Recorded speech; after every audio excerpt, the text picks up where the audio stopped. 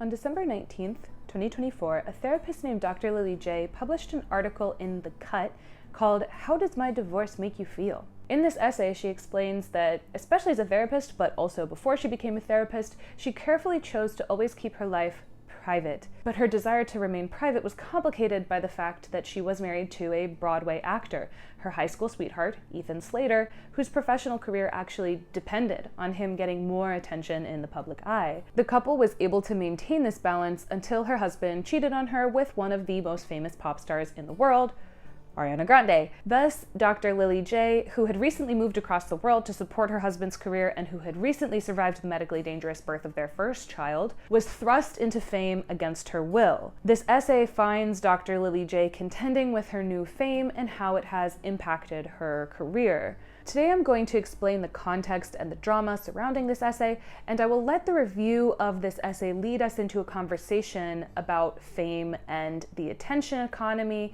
and who gets caught in the crosshairs. Ariana Grande is a fantastically talented singer, known especially for her wide range that extends all the way up into the whistle tone registry.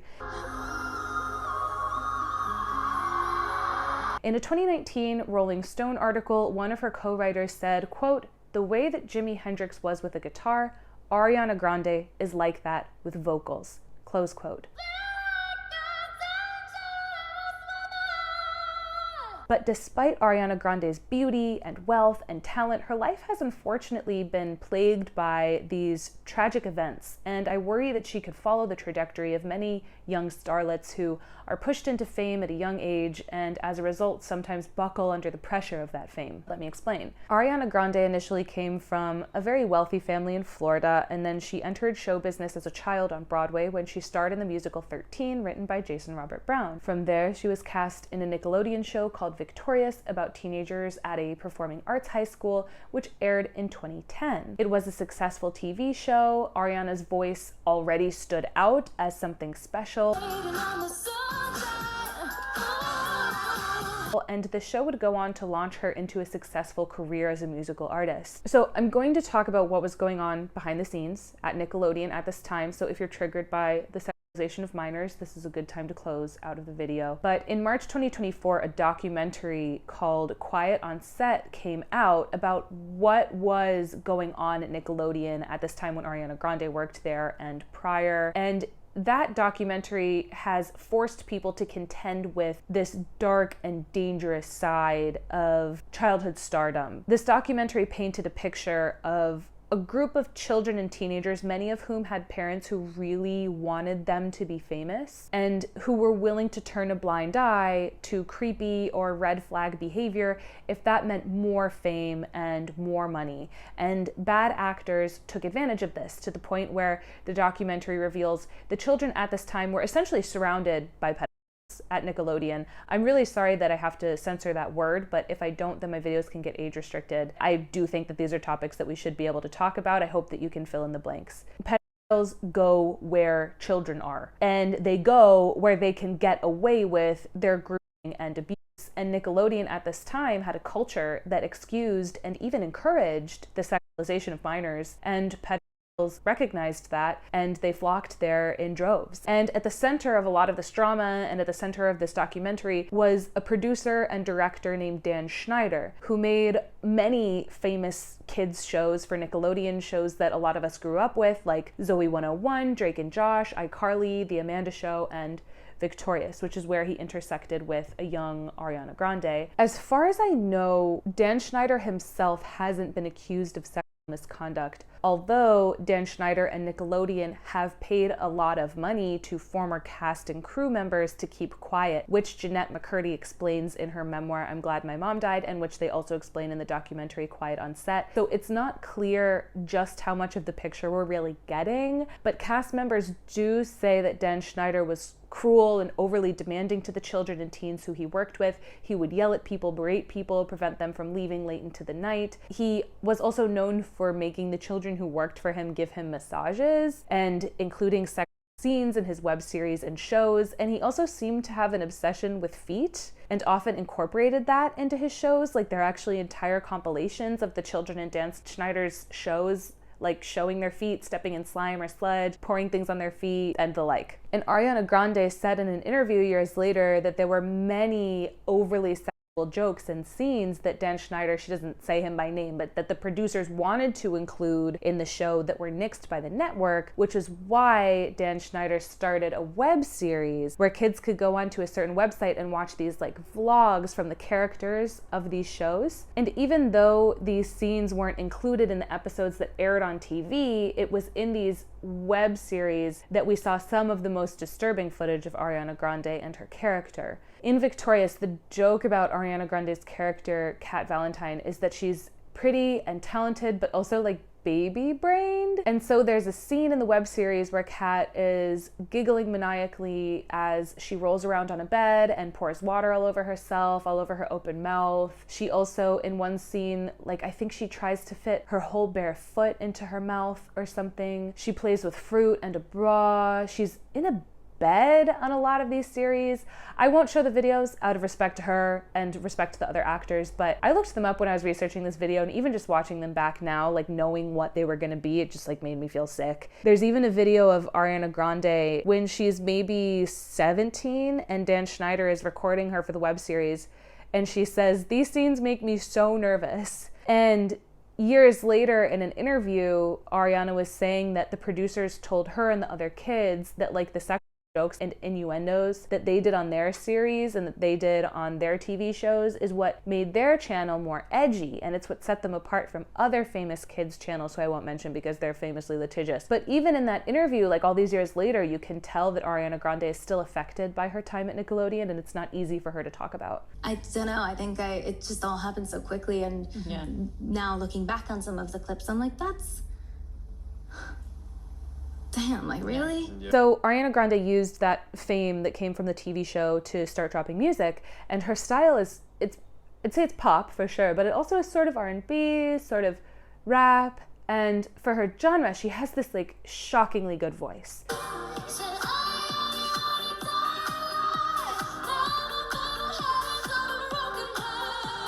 Her first album was called Yours Truly, and then she had an album called My Everything, and then an album called Dangerous Woman that was kind of about her becoming more of an adult. And then on May 22nd, 2017, Ariana Grande was on tour for her album Dangerous Woman, and she was performing in Manchester, England, when a terrorist, supposedly motivated by US intervention in the Syrian civil war, detonated a bomb, leading to the death of 23 people and the injuring of more than 1,000 people. So remember that Ariana Grande's fan base at this time was still made up of a lot of young people who had watched her show on Nickelodeon. So many of the people who died were children or the caretakers accompanying them. The youngest victim was just 8 years old. And due to this attack, Ariana Grande has said that she started experiencing symptoms of post-traumatic stress disorder, a diagnosis that she actually still has. So she immediately canceled the Dangerous Woman tour, and she tweeted, "Broken, from the bottom of my heart, I am so, so sorry. I don't have words."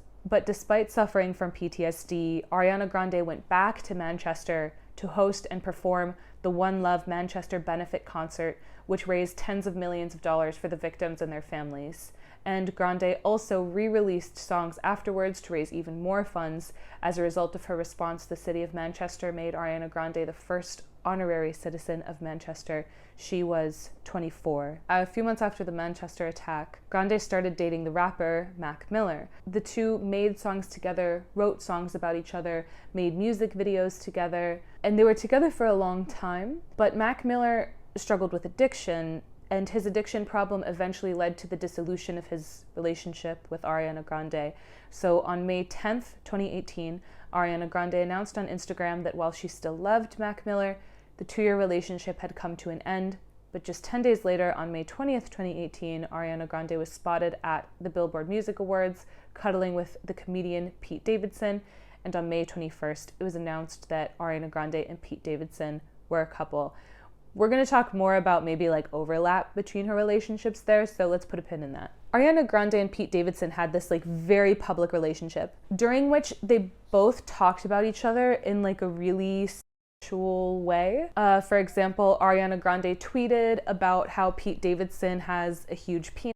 The two got matching tattoos as early as May 23rd. Remember, they were seen together for the first time, I think it was like May 21st. And by June 12th, so just a few weeks later, they were engaged. Just based on how public this relationship was, some fans speculated that there was an element for both of these people of making their exes jealous because Pete got out of a long relationship before being with Ariana as well. But, you know, who knows? And then not long after Ariana and Mac broke up, he wrecked his car and he got a DUI and a hit and run charge. And when fans blamed Ariana for this, she posted a story saying basically like it's not appropriate to blame a woman because a man can't get his shit together. Those are the words she used, actually. And then she came out with a new album in August called Sweetener, which featured a song that was just titled Pete Davidson. But then in September 2018, just after releasing his album Ladders, Mac Miller was found dead of a drug in his Los Angeles home. He was 26. Pete Davidson has said that he knew his relationship with Ariana was over as soon as Mac Miller died, and he was right. Ariana and Pete broke up a few weeks after Mac Miller's death. What came next was what Ariana Grande has called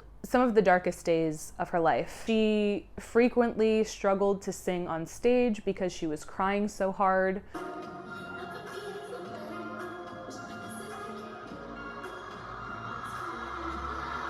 She has said that at this time she was drinking a lot. She came out with a song called Thank You Next about her dating history that went like super viral. So my perception, you know, from the outside is that instead of really taking time to grieve and heal, she instead just had to like keep performing, keep making money, stay relevant, stay famous. And I just can't see that as a formula for like a healthy, balanced life. Right before the pandemic, Ariana Grande hired a real estate agent named Dalton Gomez to help her find a house, and they started dating. They made their relationship public in May 2020, but their relationship was much more private than many of her other relationships, in large part just because, you know, he wasn't a celebrity. They dated for 9 months, and then they got engaged, and then they got married in May 2021 in a small private ceremony with fewer than 20 people. So after years of whirlwind romances in the public eye, 28-year-old Ariana Grande finally found the one, or so it seemed. In November 2021, Universal Pictures announced that Ariana Grande would be interpreting the role of Glinda the Good Witch in the movie musical Wicked. I want you to be our Glinda the Good in the Wicked freaking movie. I love her so much. I'm gonna take such good care of her. Thank you so much. This is a role that Ariana Grande had supposedly dreamed of since she was a young girl on Broadway. In the process of filming, she met Ethan Slater, the star of the SpongeBob musical on Broadway, who had been cast in the movie musical for Wicked as Bok, a Munchkin boy who has this unrequited love for Glinda. At this time, Ethan had just recently become a father. In August 2022, Ethan Slater welcomed his son with Dr. Lilly J, a therapist who worked in New York and New Jersey. And then around December of the same year, Ethan and Lilly moved to London with their new baby so that he could begin filming for Wicked. In November 2022, Slater posted an Instagram of his wife Lilly with the caption, "My best friend, 4 years married, 10 years together, and this is easily the best and most bizarre year yet." Ariana Grande liked the post. Around the same time of the birth of Ethan Slater's son, Ariana Grande was spotted without her wedding ring, spurring rumors of trouble in her marriage. She responded to these rumors saying, "I'm not wearing my wedding ring, it's getting cleaned, I'm not getting a divorce, so before you start, don't." March 27th, 2023, one source told the Daily Mail that Ethan Slater and Ariana Grande were, quote, all over each other at Michelle Yeoh's Oscar party. But publicly, both Ethan and Ariana were still posting about and defending their respective marriages. In May 2023, Ethan Slater posted a Mother's Day tribute to Dr. Lilly J, writing, quote, "Happy first Mother's Day to the most loving, caring, and wonderful mom/person in the world." Ariana Grande liked the post. Then on May 15th, 2023, Ariana posted a photo celebrating her second anniversary with her husband Dalton. She wrote, 2 and 3.5 together. I love him so. But about a month and a half later, on July 17th, 2023, Dalton and Ariana separated. And some sources even said that they had been separated for a few months. Reportedly, the marriage underwent strain when Ariana moved to London for filming, while Dalton had to stay in LA for his career. Ariana had again been photographed without her wedding ring, and she also deleted several photos of Dalton Gomez from her Instagram feed. But just 3 days after Dalton and Ariana made their divorce public, several sources started telling magazines that Ariana was dating Ethan Slater, and that Ethan Slater was also getting separated from his wife. But there had been no public announcement of Ethan Slater and Dr. Lilly J getting divorced. The news of this relationship went super viral, and Slater started getting just like a sea of hate, so he quickly made his Instagram private. A source around this time said that on set, Ariana and Ethan had not been careful about hiding their relationship, holding hands and kissing between takes for Wicked. The same source also said that a few days before news of their relationship broke, Ethan sat down with Lilly and told her that he wanted a divorce, and according to this source, she was, quote, completely blindsided and a wreck. He officially filed for divorce on July 25th. On July 27th, Lilly reportedly said to Page 6, quote, Ariana's the story, really. Not a girl's girl. My family is just collateral damage, close quote. But there were reports afterwards that she didn't intend to be quoted saying that, and she might have misunderstood like what was on the record and what was off the record, which made sense to me. Like, remember that she's a normal person. She's a therapist. She's not like a media trained celebrity. At this point, a lot of people who worked on the Wicked movie started to come forward and also say that Ariana and Ethan had been sloppy, making out at pubs and at parties, and Dalton, Ariana, Ethan, and Lilly even went on multiple double dates while both Ariana and Ethan were still married but having affairs with each other. On January 12th, 2024, Ariana Grande dropped a single called Yes and, with lyrics like, don't comment on my body, do not reply. Your business is yours and mine is mine. Why do you care so much whose dick I ride? On June 11th, 2024, Ariana released another song called That Boy Is Mine. On September 30th, 2024, Ariana Grande did an interview with Vanity Fair in which she again defended Ethan Slater, saying, quote, the most disappointing part was to see so many people believe the worst version of it. There couldn't be a less accurate depiction of a human being than the one that the tabloids spread about him. No one on this earth tries harder or spreads themselves thinner to be there for the people that he loves and cares about. There is no one on this earth with a better heart, and that is something that no bull tabloid can rewrite in real life. Close quote. It does cause you to wonder, if you really don't want people to accuse you guys of having an immature or adulterous relationship, then why do you write songs about it? Why are you writing a song called That Boy Is Mine when you're 31 and your relationship publicly traumatized and humiliated just like a normal woman in New Jersey? Anyways, more on that later. This whole drama caused people and fans to start digging up instances in the past of Ariana Grande going after men who were taken or cheating on her own partners. So, for example, from 2012 to 2014, she was dating Jai Brooks. I don't know if I pronounced that right. He's an Australian YouTuber, and at one point when they broke up, he made this long post saying that Ariana had cheated on him. Then in 2014, she started dating the rapper Big Sean. Years later, Big Sean's ex-fiance, the late Naya Rivera, would write in her memoir, Sorry Not Sorry, that her relationship with Big Sean came to an end when she showed up at his house unannounced and found Ariana Grande, the girl who he had told her not to worry about, sitting on his couch. After Ariana and Mac Miller started dating, Mac Miller's ex, Nomi Leisure, who's a great writer, she had kept an active blog throughout her years-long relationship with Mac, published a 5-part blog series about her breakup with Mac called The Art of Healing.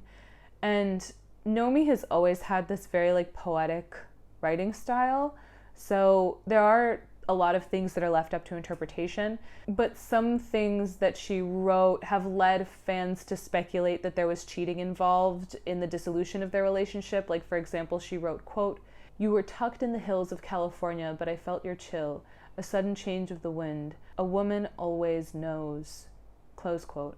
Fast forward to 2018 when Ariana was publicly dating Mac, and we know now from an interview with Pete Davidson on the Howard Stern radio show, Ariana invited Pete to her Met Gala after party where they kissed on her Airbnb couch for the first time. So that party was May 7th, 2018, and Ariana Grande announced that her and Mac broke up on May 9th, 2018. They definitely could have been broken up before then, like in private, but it does seem like a very tight timeline. Another detail is that Pete Davidson was still publicly dating his girlfriend Cassie David as late as April 2018, and just a month before this Met Gala situation, he was publicly saying in his stand-up that he would probably marry Cassie.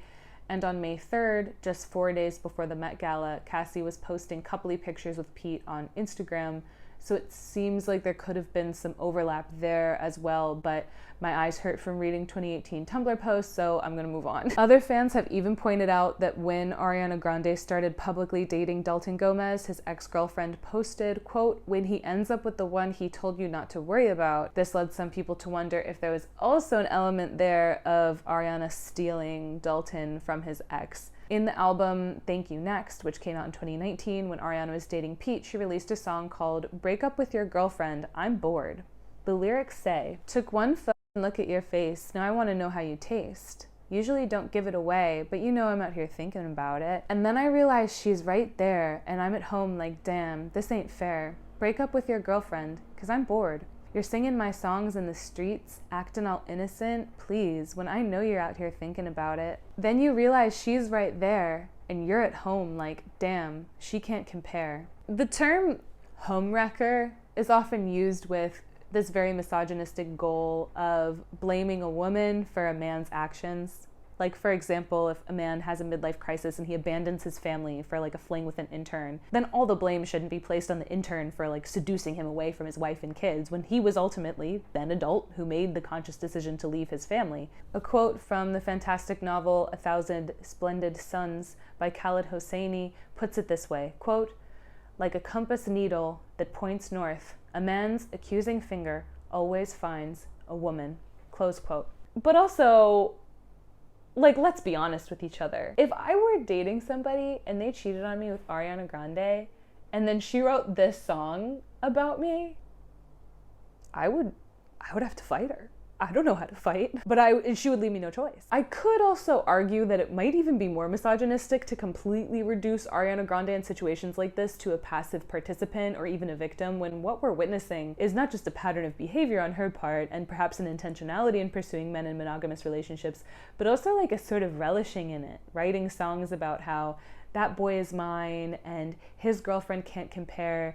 It almost sounds like someone who enjoys the power that comes with getting someone in a committed relationship to choose you over their current partner. Also, if I were her partner, I might even worry if she will still want to be with me once that initial drama of a power trip is worn off, like a child in the playground who screams for the toy that another kid has until they get it and play with it for 2 seconds and then leave it in the dust. And these mega wealthy celebrities can and often do exhibit very childlike behavior, especially if they became famous when they were very young, because they've been surrounded by yes men who make excuses for them from a very young age and thus have often missed out on the character development that comes from not getting special treatment all the time. And in terms of her public image, Ariana Grande did get away with this behavior without a lot of like pushback for a long time. But she's older now, like she's 31. She wasn't dating somebody else, she was married.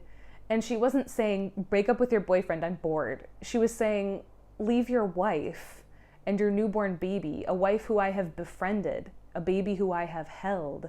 But I'm getting ahead of myself. Let's go through Dr. Lilly J's essay in The Cut, in which she reveals some more personal details about what it was like for her being on the other side of a celebrity's impulses.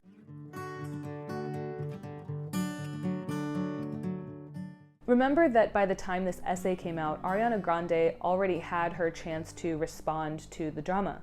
She had the mic, and she used that time to say, why do you care so much whose dick I ride? And that boy is mine. Now, it is perfectly within the right of Dr. Lilly J to respond to Miss Grande in her own format of choice, and she has chosen an 1,800-word essay titled, How does my divorce make you feel? So let's note that there's a different format here in their responses, right? Ariana Grande shared her opinions in interviews and songs, while Dr. Lilly J shared hers in an essay. So it is almost inevitable that Dr. Lilly J's response is going to sound more thought out and more carefully delivered. On top of that, there is a large educational difference between Ariana Grande and Dr. Lilly J, and you'll see in Dr. Lilly J's essay that she has a more academic, refined writing style. I think we should keep this formatting difference in mind when we're comparing the two responses. It's not necessarily that Ariana Grande can't form a more cohesive argument in favor of her own actions. It instead might just be that a cohesive thesis argument isn't the priority when you're writing lyrics to like a catchy pop song. With this essay, Dr. Lilly J made an interesting choice.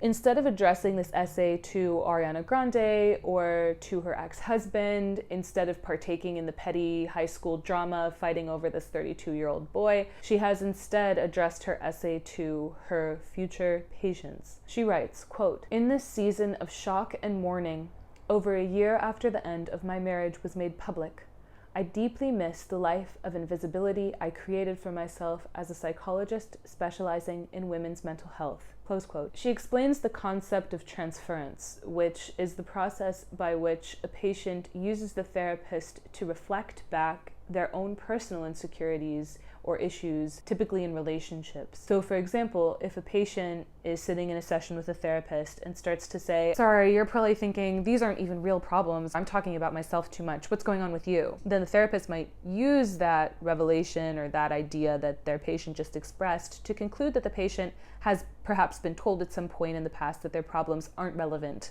or maybe they had a caretaker with so many personal issues that they learned to minimize their own needs and desires. So that confession thus becomes a valuable gift for the therapist because it sheds light on the patient's progress and history. But if the therapist came into the session talking about their own personal life, and if the patient really did know what the therapist's life was like, or what problems they have or what problems they don't have, then the patient might have not been compelled to make the same statement to minimize their own issues, or at least their statement would have been affected by the therapist's initial opening up, which would make any observations that the therapist can draw from the patient less relevant.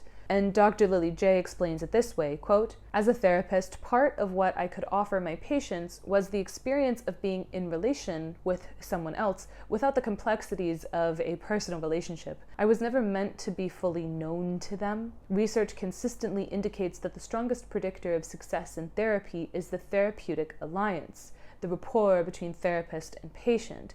And traditionally, therapists rigorously protect this from our patients with clear boundaries. By reducing the white noise of personal information or self-disclosures, therapists provide patients with a unique opportunity to feel connected to another person by care alone." Close quote. But Dr. Lilly J explains that the first time she was truly unable to maintain this anonymity was when she got pregnant. At the time, she was working at CHOP, the Children's Hospital of Philadelphia, and she was working specifically with the mothers of babies who had severe or fatal diseases. This work, day in and day out, naturally caused her to feel very anxious about her own pregnancy, but also very guarded. And she says that she would hide her healthy pregnancy from her patients to avoid inciting feelings of envy or bitterness. She was grateful when her patients never mentioned or asked about her pregnancy.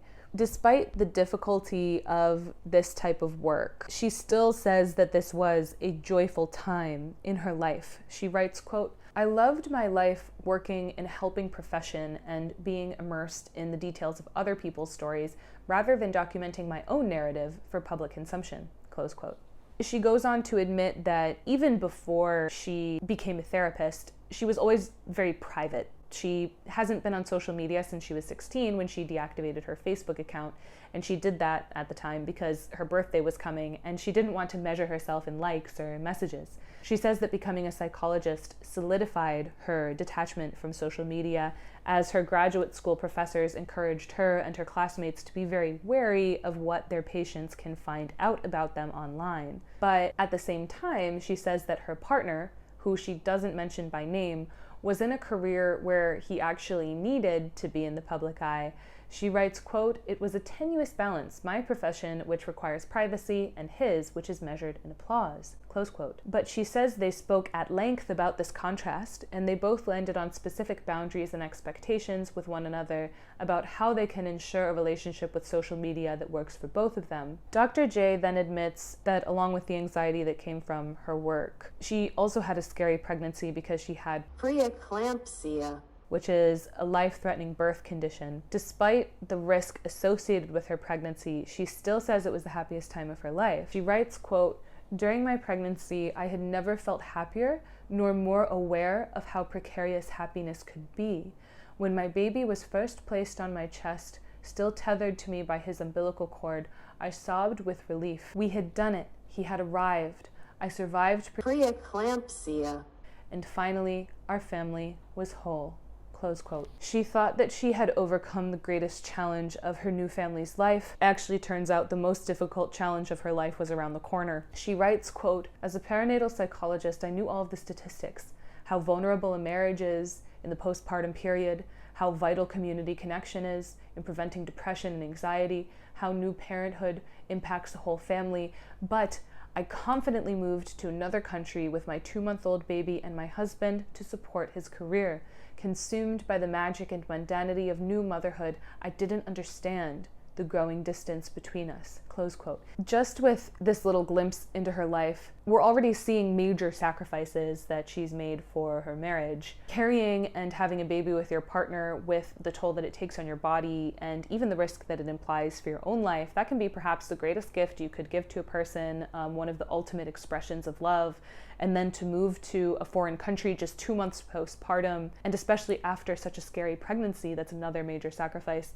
It's also very clear from this essay that Lilly is very serious about her career and about her patients, and she likely also had to give up many, if not all, of her patient-doctor relationships that she had fostered for years in order to move to London. But it seems like she was glad to take these steps because it meant being with her partner and their new baby. She then skips over the details of the dissolution of her marriage, assuming we already know the backstory, I guess, and tells us about her current reality and her current days, which she spends taking care of her son and working on her, quote, "private project of accepting the sudden public downfall of my marriage." In writing, she reminds herself not to feel shame, and she convinces herself not to simply hide away, and then she writes my favorite line in the essay, quote, "Slowly but surely, I have come to believe that in the absence of the life that I planned with my high school sweetheart, a lifetime of sweetness is waiting for me and my child." Close quote, chef's kiss. She then actually goes on to sing the praises of her ex-husband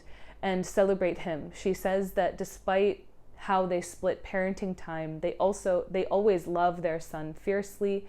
But then she admits that it has been difficult to witness the promotion of the Wicked movie, which had a $150 million marketing budget and was inescapable for months. She says, quote, "As for me, days with my son are sunny.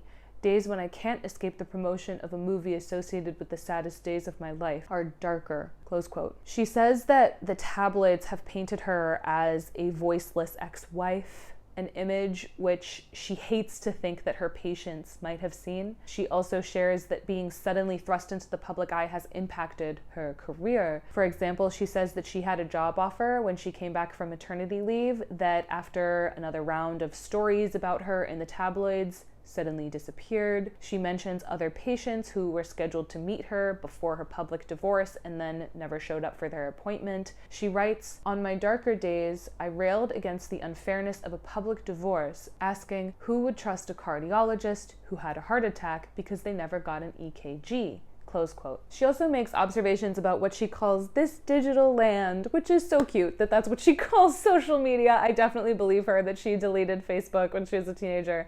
I'm presuming that she means by this digital land, she means social media and the tabloids, the world of the chronically online. But she calls herself in this digital land a visitor. For her, it feels bizarre to see herself so poorly represented in the press, a shoddy mosaic of others' words and impressions. And I can see how strange it would be as a foreigner on social media to witness the remarkably low, if not non-existent standards for what is considered truth, especially if you're coming from a clinical or medical environment. empowerment. She contends with this contradiction in which she has never wanted to be the center of attention, but she also doesn't want to be erased or cast aside in this story. And now that she has painted a clear picture of what was difficult about this situation, she wraps the essay up with a lovely character arc. She writes, quote, "While I still firmly believe in following my patient's leads and not presuming to know what parts of my personhood resonate with them, the publicity I did not consent to increasingly feels like both a challenge and an opportunity," close quote. She muses and hopes that perhaps her vulnerability could become a point of connection with her patients. "My entire adult life, I feared that loss of control and postpartum depression would destroy me. One day in London, I looked up and found that they had both arrived, and I am okay." She says, "If I can't be invisible anymore, then I might as well introduce myself," close quote. And the way she has chosen to introduce herself is as someone who, yes, went through immense public pain, shame, and fear, but also as someone who survived it. She writes, "Avoidance maintains fear, and maybe it's time to accept that I'm not unknown anymore," close quote. I will read her final paragraph here. "So consider this essay my message in a bottle sent out to sea to maybe wash up at my patient's feet someday. I'm sorry I can't be invisible anymore. Really, more than you know. I'm sorry. This information about me will rush in like water, filling in all the blank spaces where you could have, should have, would have imagined me to be whomever you needed. I hope this is okay. This psychologist of yours who had a window into her life pried open. Knowing what you know, I can say with both personal and professional authority, you are so much stronger than you assume. Some of what you loved most about your partner was actually your own goodness reflected back to you. It's yours to keep and carry forward. I'd tell you and myself to let go of the worries. Our anxious minds are creative, but not particularly good guessers about the future. If you want to or need to, we can acknowledge what you now know about me, and then we'll quickly work our way back to your story with a question that is a therapy classic for good reason. And how did that make you feel?" And you know, Doc, your essay made me feel good. It made me feel very good because good writing makes me happy, and your essay was good writing, so let's talk about why.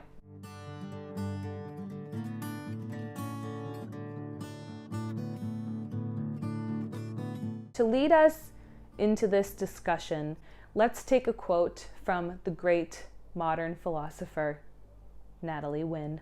"In history, there are ages of reason and there are ages of spectacle, and it's important to know which you're in. Our America, our internet, is not ancient Athens, it's Rome. And your problem is you think you're in the forum when you're really in the circus." We are living in an attention economy. There are millions of people in the modern world who make more money depending on how much attention you pay to them. The oligarchs who sat behind Trump at his inauguration make more money when more people pay more attention to things on their apps. They have enormous incentives to keep you addicted to those apps, to keep your eyes on them. Performers and influencers and celebrities also have enormous financial incentives to keep your eyes on them.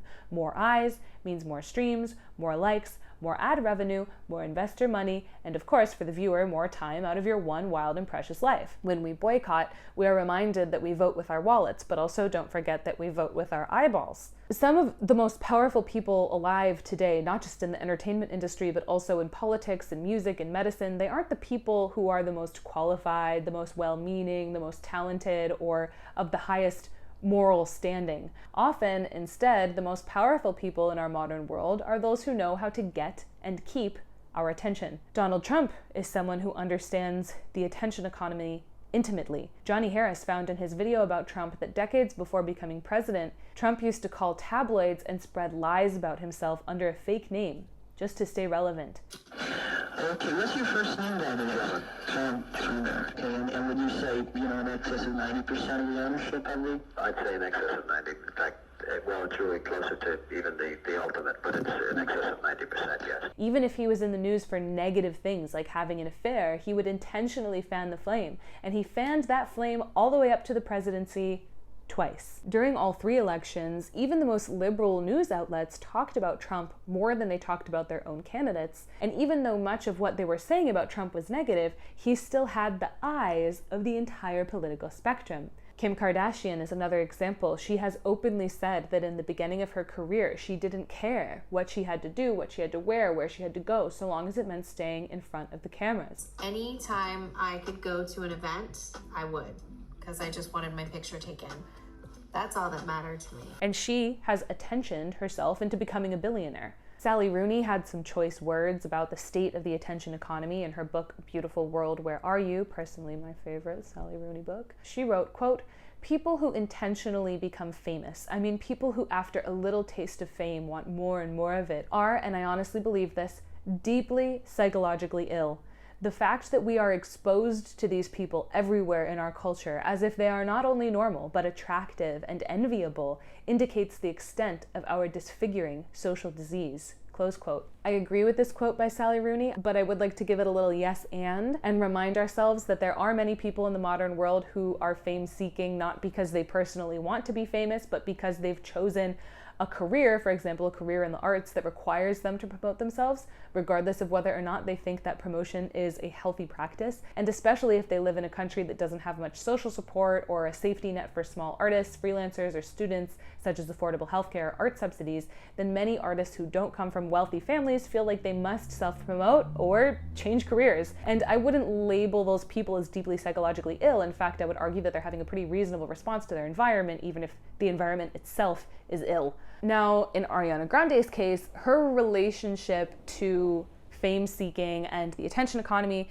is a little bit more complex than someone like Donald Trump or Kim Kardashian, who consciously chose to participate in fame, whereas Ariana Grande became famous as a child. But at the level of fame that Ariana Grande has achieved, there is almost certainly some element of agency and choice in becoming mega famous. At the very least, there are people on her team, her publicists and agents and assistants and marketers and producers and the hundreds of people whose checks at the end of the month depend on how famous or not famous she gets, understand that she benefits from attention, good or bad. This whole drama, this conversation around Ariana Grande being a homewrecker or an icon or a villain, Ethan Slater leaving his wife, Ariana Grande divorcing her husband, all of this has led to more people buying tickets to Wicked, more streams on Ariana Grande's songs, and more money lining the pockets of Ariana Grande and her whole team. They have to understand that. And how do I know that they probably understand that?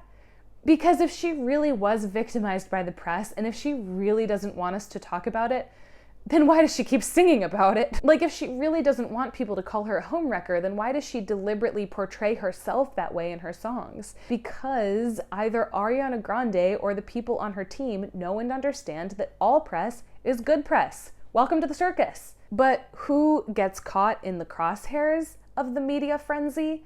Well, in this case, a doctor who actively chose to not be involved in social media, whose day job is helping grieving mothers, who just recently survived a life-threatening pregnancy, and who honestly seems like a really nice lady who didn't deserve any of this. And even with all the money that Ariana sinks into PR, and even though we really don't know these people, it's just kind of hard for me to believe that the bad guy in all of this could be the therapist who helps the moms of sick kids and who deleted her Facebook because she wanted to spend her birthday with her loved ones. And she has said that she regrets going to the tabloids and calling Ariana not a girl's girl.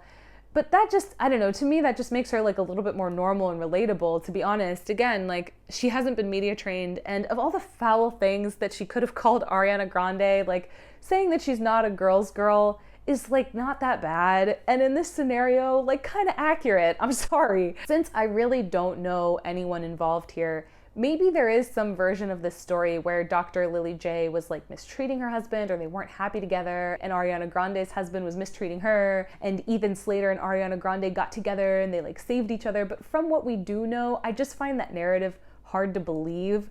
That version of the story that I have seen on social media, people trying to defend Ariana, it seems more like the mental gymnastics of an Ariana Grande superfan rather than a reasonable theory.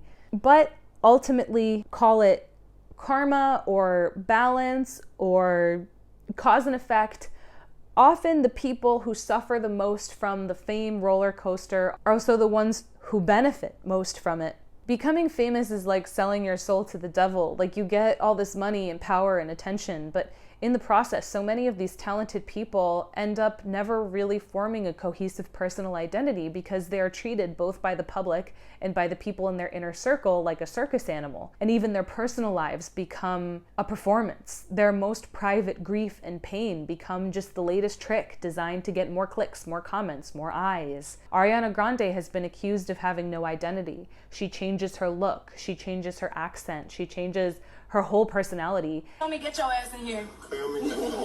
Come on, girl. Well, whatever I end up doing with my career, I really hope that it's in this sort of business. You know, I love my MAC lipstick. This is the MAC I'm here to talk about today, girl. Come on. So Fantasize comes out, crazy, was stolen, comes out, thieves, pirates, crooks. I'm like, bitch, that's my cookie, that's my juice, okay? Carry on. Thank you, next. That's what this baby picture says. Disguise or as something to hide behind, and more hair, more and more thicker, the eyeliner, the whatever, and that can be so beautiful at times, and I still do have love for it.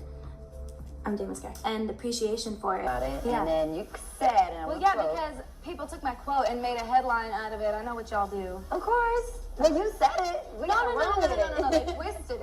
They twisted it, though. I've been performing since I was a child, so I never thought at the age of 31 I would be hearing the words rising star again. So I want to start by thanking my good friends Botox and Juvederm.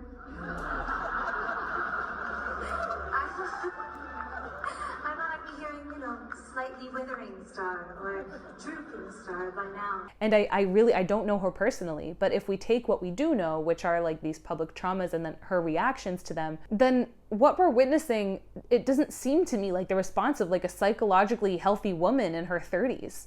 Dr. Lilly J's response, in contrast, was very mature, I thought, and like psychologically resilient, and what many would expect from somebody our age. But sometimes wealth and privilege infantilizes people. Exposés about reality TV, like The Reality of Reality TV by D.S. Houghton, share stories of how crew members on reality TV shows befriend the cast members and feed them lies about other cast members just to like stir up the drama. And if you're a celebrity and you have these huge teams of people who are financially dependent on how much people talk about you and hear about you and listen to your songs and maybe get the latest gossip about the drama, then your team has a pretty strong motivator to tell you things like, yeah, go after that guy. Like, who cares that he's married? Or like, I think your next song should be about the drama. You deserve to tell your side of the story. No. Don't take time to process your emotions and heal from a divorce. The charts need us. Whatever immature, not well thought out emotional response that you're feeling right now is perfect. Just get on out there. And like, even if the people in Ariana Grande's circle aren't pressuring her to ramp up the drama, being surrounded by yes men and being rich in a country where money is so celebrated and heralded and held up as like the pinnacle of all joy and success, that alone can cause you to have this entitled mentality of like, why shouldn't I have everything I want? I deserve it. Even if the thing I want is married to someone else and recently had a baby. Ariana Grande's lyrics to Seven Rings says, whoever said money can't solve your problems must not have had enough money to solve them. They say which one? I say no, I want all of them. Happiness is the same price as red bottoms. I want it, I got it. I want it, I got it. I see it, I like it, I want it. And this was a song that she released during what she later referred to as the darkest and unhealthiest period of her life. She says in that song that she bought diamond rings for all of her girls, and in that scenario, maybe a real friend would say, hey, every time I see you, you're drunk, and every time you get drunk, you're spending like a lot of money. Are you okay? Like, are you really okay? But an enabler would say, thank you for the diamond. Wouldn't a matching pearl be so cute? We should get another round. And the more rich and famous you get, the more likely it is that you'll end up surrounded by enablers. So I hope that Ethan Slater knows what fame really comes with. I don't doubt that he was excited by the opportunity to be with Ariana Grande as a person, but there also must have been some element of him being attracted to the fame and fortune that Ariana comes with. I mean, he did choose to be a Broadway star Like, there is likely a part of him that loves the spotlight and aches for applause. And this affair promised him the spotlight. It seduced him away from a life of more anonymity. And what does it cost?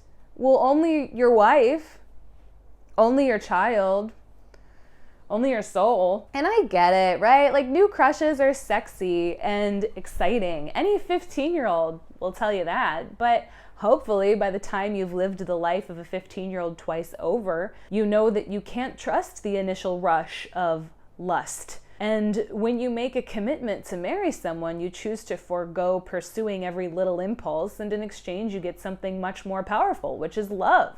Like real, committed love.